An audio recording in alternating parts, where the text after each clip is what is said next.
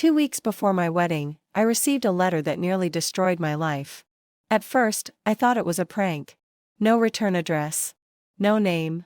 Just a plain white envelope sitting in my mailbox on a rainy Tuesday morning. I almost threw it away. I wish I had. Inside was a photograph. Nothing else. No explanation. No note. Just a photograph. The moment I saw it, my heart stopped. Because the man standing in the picture was my fiancé, James. And next to him was a woman in a wedding dress. Not me. The photo looked real. Not edited.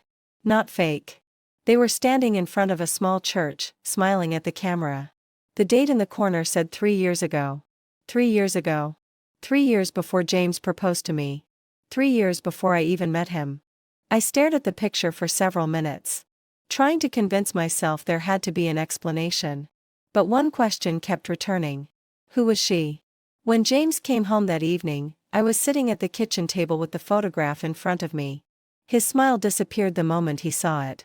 I still remember the color draining from his face. "Emma," he whispered. My stomach dropped. Because guilty people always recognize the evidence. "Who is she?" I asked. He didn't answer. "James."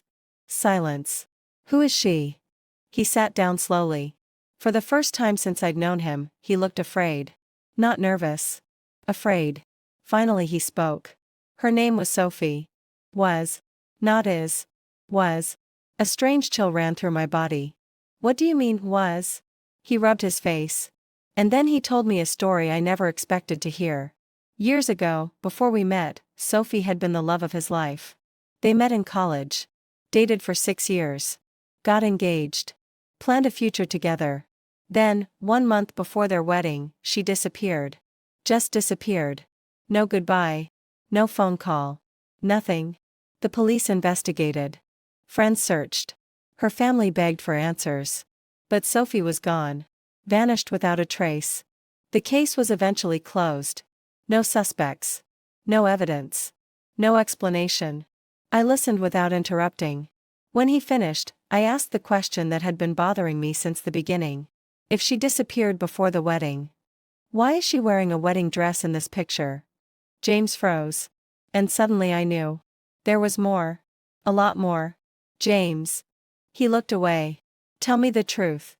After a long silence he finally spoke. "That photo was taken during a rehearsal." My heart sank. Because he sounded like a man choosing his words carefully. Too carefully. The kind of careful that hides things. That night I barely slept. I kept staring at the photograph. Something felt wrong. The smiles. The way Sophie was looking at the camera. The way James seemed tense. Almost uncomfortable. The next morning another envelope arrived. This time there was a note. One sentence. Just one. "Before you marry him, ask what happened the night Sophie disappeared." Nothing else. No signature.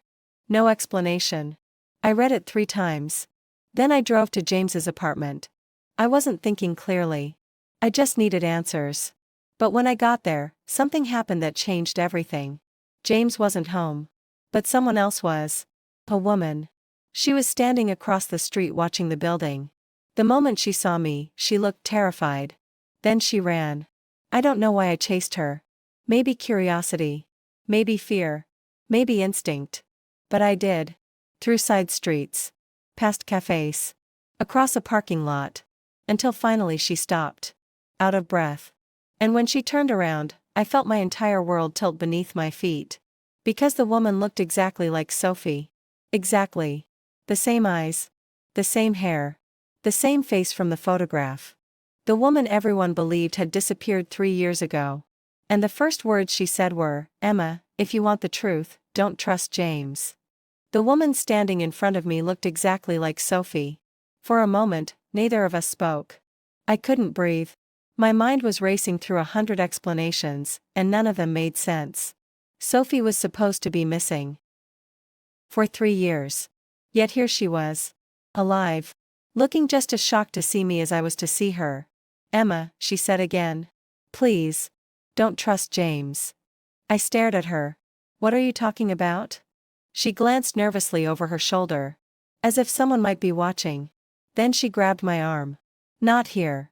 We ended up in a small cafe on the edge of town. The kind of place nobody notices. The kind of place people choose when they don't want to be found. Sophie sat across from me, staring at her coffee without drinking it. For several minutes, neither of us spoke.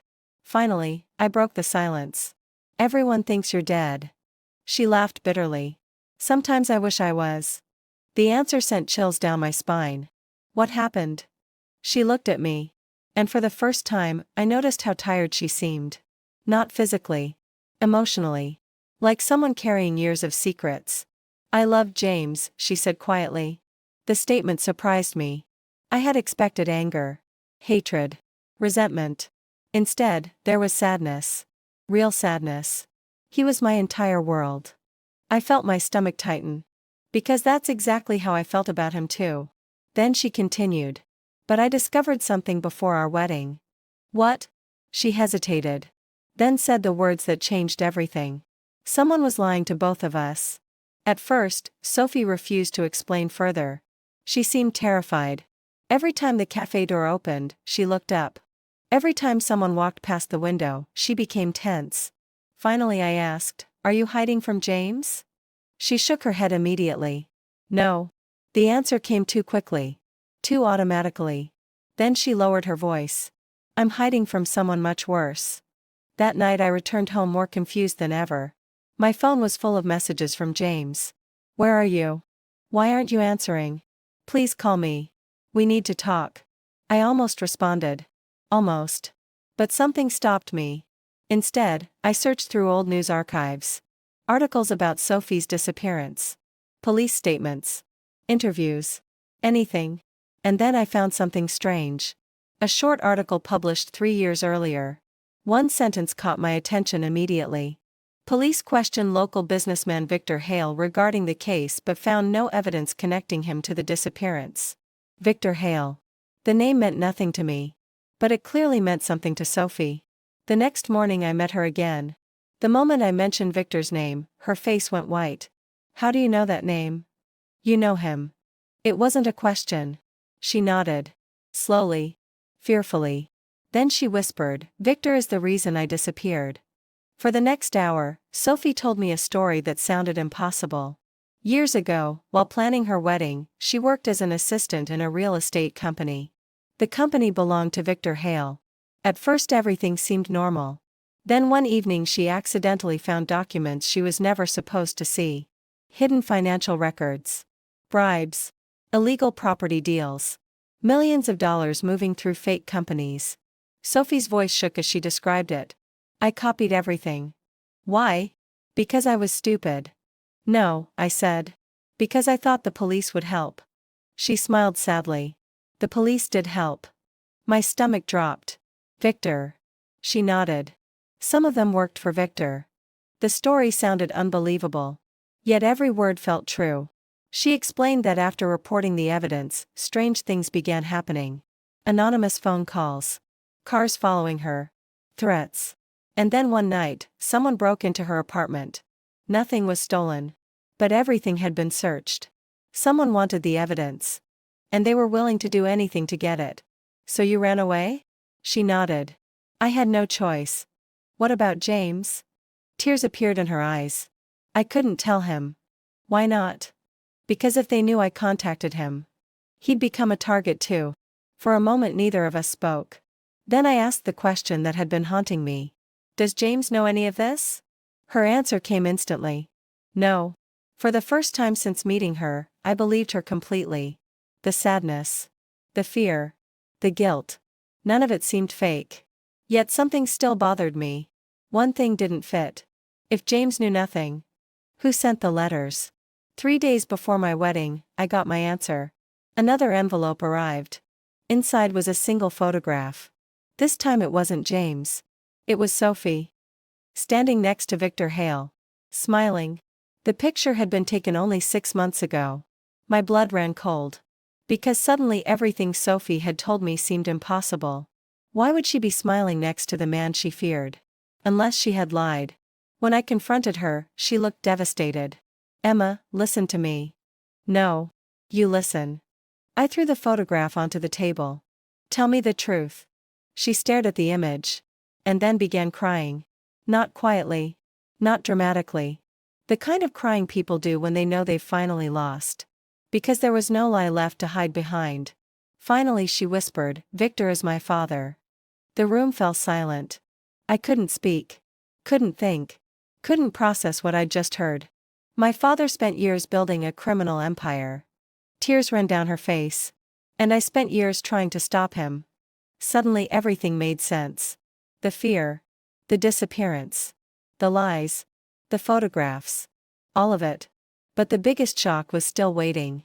Because Sophie wasn't the one who had been sending the letters. Someone else was. Someone much closer. Someone I trusted completely. James. And when Emma finally confronts James, he reveals the truth. He found out Sophie was alive 2 years earlier. He never told anyone. Not because he wanted Sophie back. But because Victor Hale had threatened to kill Sophie if James ever revealed what he knew.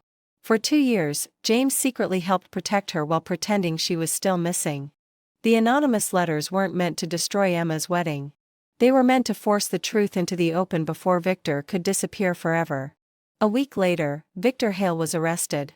The evidence Sophie had hidden years ago was finally delivered to federal investigators. The case became national news. Sophie was officially declared alive. And for the first time in years, she no longer had to hide. 3 months later, Emma and James finally got married.